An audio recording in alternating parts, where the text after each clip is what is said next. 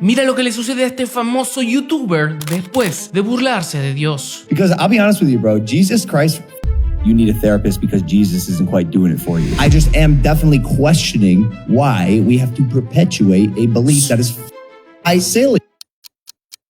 I made some pretty out of line comments to George about George's beliefs. The following 3 weeks have been the hardest period of my life. There's no way. We started off in Qatar. I got violent food poisoning. Oh, camera taken away at the airport. It's just little things here and there. Scheduled. Again, got violent food poisoning. Next day got alcohol poisoning. Our luggage was delayed, so we had no clothes to get to our events. Qatar was the first time I felt the wrath of God. Y si pensás que él es el único que ha desafiado a Dios y enfrentado su ira, estás equivocado. He aquí 5 personas que han enfrentado consecuencias aún más terribles como resultado de su blasfemia. Y la última es la más impactante. Número 1, Thomas Andrews. ¿Te acordás del Titanic? Bueno, él es Thomas Andrews, un empresario irlandés y constructor naval que estaba a cargo de los planos de uno de los barcos más famosos de la historia, el RMS Titanic. Este fue el barco de pasajeros más grande de su época y representaba el pináculo del diseño naval. Su viaje inaugural desde Southampton a New York en 1912 se promocionó como una travesía de lujo. Tomás estaba extremadamente confiado en el diseño de su barco y dijo que era insumergible. Llegó incluso a desafiar al creador diciendo la famosa frase: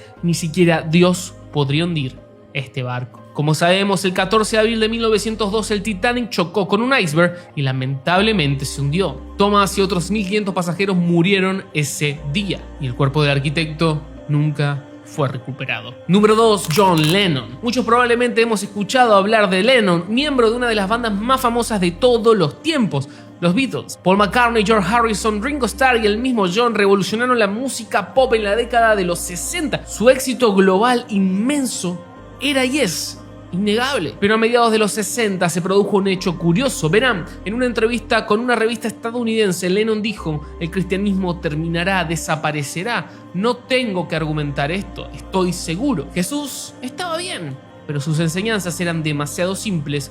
Hoy somos más famosos que él. Como sabemos, la vida de John Lennon lamentablemente fue arrebatada por un fanático desequilibrado quien lo asesinó en plena calle en 1980. Número 3, Marilyn Monroe. Nacida en Los Ángeles como Norma Jean Mortenson, Marilyn Monroe pasó su infancia entre orfanatos debido a lo inestable que era su madre. A los 16 años se casó con James Dodrick, aunque se divorciaron en 1946. Al tiempo cambió su nombre y comenzó su carrera en el cine, convirtiéndose rápidamente en una icónica actriz de Hollywood con películas destacadas como Los caballeros las prefieren rubias. A pesar de su éxito en la pantalla, luchó con la depresión y con la dependencia de medicamentos. En medio de todo este dolor y sufrimiento aparece Billy Graham, uno de los evangelistas más importantes de todo el siglo XX. Él se acercó a Monroe luego de uno de sus shows y le dijo que el Espíritu de Dios lo había enviado a predicarle a ella. Después de oír lo que Billy Graham tenía para decir, Marilyn le contestó: "Yo no necesito a su Jesús". Poco tiempo después, en 1962, la actriz fue encontrada muerta en su casa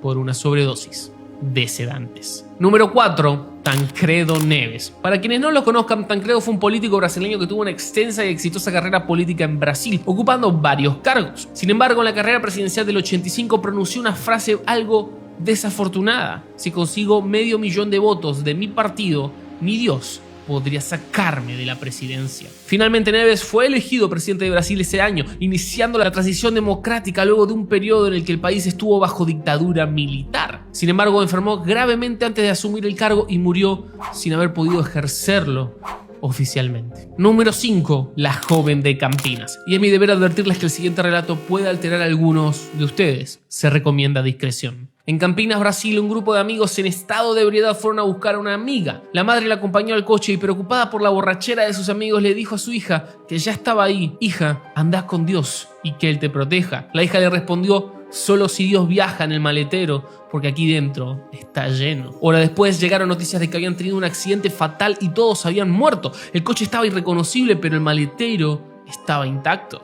De hecho, dentro de él había una caja de huevos y adivina, ninguno se rompió. No se engañen, de Dios nadie se burla. Cada uno cosecha lo que siembra. Pero espera un segundo, algo acá no tiene sentido. ¿Cómo puede condenar Dios a las personas casi instantáneamente por hablar mal de él, por burlarse. ¿No es que es un Dios de amor? Antes de responder estas preguntas, déjame presentarte a Safira y Ananías. Ellos eran un matrimonio que formaba parte de la primera comunidad cristiana de Jerusalén. Influenciados por el generoso acto de otro miembro, Bernabé, quien vendió un campo y donó todo el dinero a la iglesia, decidieron vender una propiedad que poseían. Sin embargo, a diferencia de Bernabé, acordaron en secreto quedarse con parte del dinero de la venta y solo donar una porción a la comunidad, mientras pretendían que daban toda la cantidad. Ananías fue el primero en presentarse ante los apóstoles. Al entregar el dinero, el apóstol Pedro, guiado por el Espíritu Santo, confrontó a Ananías acerca de su engaño, señalando que no solo se estaba burlando de la iglesia, sino también de Dios. Tras escuchar estas palabras, Ananías cayó muerto.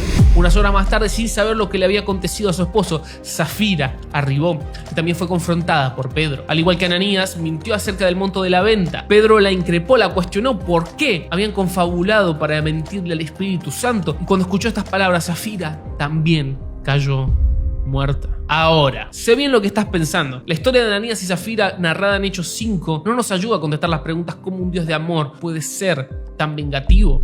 Todo lo contrario, las hace más profundas. Pero lo cierto es que hay una gran diferencia entre esta historia bíblica y las 5 historias que te conté al principio. No. Dios no hundió el Titanic ni envió a Chapman para matar a Lennon como castigo por sus frases. Y antes que me funen, déjame explicarte por qué. Primero, no todas las consecuencias negativas que experimentan las personas son el resultado directo de un castigo de Dios. La Biblia nos habla de las consecuencias naturales del pecado y de vivir en un mundo caído. La cantidad de muertos en el Titanic podría haber sido mucho menor, podría haber sido 0 si tomaban todas las medidas de seguridad y llevaban los botes salvavidas que correspondían. Ese error humano, no la ira divina, ese error humano fue el que se cargó la vida de tantas personas. Segundo, los seres humanos tenemos una tendencia a buscar patrones y explicaciones para los eventos que nos rodean, pero ¿cuánta gente muere por día en accidentes y en tragedias y nunca ha blasfemado a Dios? Te lo doy vuelta.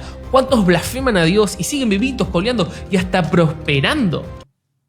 Seguramente muchos más de los que hemos mostrado en este video. Tercero, hay que entender la Biblia. Dios no puede ser burlado. En Gálatas no se refiere a burlas, bromas o desafíos, sino al engaño que nosotros mismos queremos infringir. No podemos cosechar amor si no hemos sembrado amor. Dios no puede ser burlado, no puede darnos algo que no hemos nosotros primero entregado. La historia de Ananías y Safira tiene un propósito específico: mostrarnos la seriedad del pecado, la santidad de Dios y la importancia de la integridad y sinceridad en la vida de la comunidad cristiana. Es por eso que necesitamos leer la Biblia, para no sacar frases de contexto, para no inventar nuestras propias enseñanzas, teorías y transmitir miedo cuando no hay que hacerlo. Ahora, yo sé que cuesta un montón. Muchos de nosotros tenemos dificultades para ser constantes en la lectura y en el análisis de la Biblia. Para peor, cuando lo hacemos nos cuesta horrores entenderla. Por eso me he tomado el trabajo de buscar una manera de ayudarnos a mejorar. Estoy conversando con institutos, organizaciones y escuelas para acercarle a ustedes una manera,